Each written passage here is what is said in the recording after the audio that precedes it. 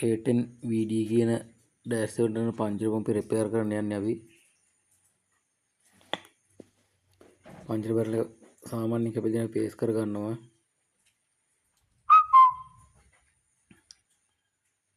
Set plate එකත් සාමාන්‍යයෙන් set එකට තියෙන එකයි. ඒකත් අපි පේස් කර ගන්න ඕන. මේ තියෙන පේස් කරගත්ත පංචර බැරල් එක සෙට් ප්ලේට් එකත් අපි පේස් කරගෙන තියෙන්නේ දැන්.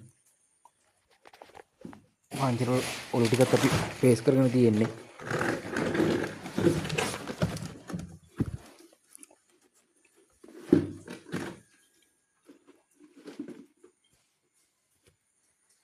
මේ අපි ළඟ මේ පාර්ට්ස් නම්බර් ඕනකට අපි දෙන්න පුළුවන්. නොදන්න අයට මේ දාන්න ඉගෙන ගන්න. දන්න දෙයක් දන්නේ නැති කෙනෙක් ඉන්නවා නම් බලලා ඉගෙන ගන්න.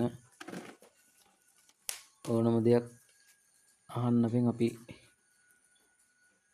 දන්න දෙයක් අපි අනිවාර්යයෙන්ම කියලා දෙනවා.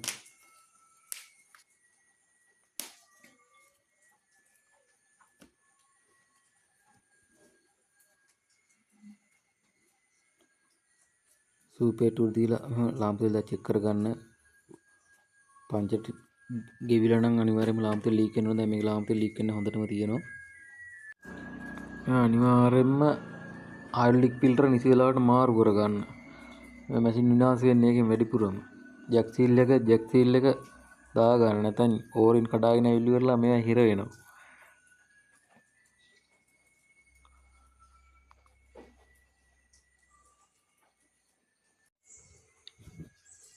වෑල් ප්ලේට් දෙක අනිවාර්යයෙන්ම දකුණට පැත්තට වමට පැත්තට දෙකක් තියෙනවා. දකුණු පැත්තට ඊතලේ තියෙන එක අනිවාර්යයෙන්ම ඉස්සරහට කියන්නේ දකුණු පැත්තට පොම්පේ කැරෙන පැත්තත් එක්ක ඒක ඔයාලට බැලුවම තේරෙනවා.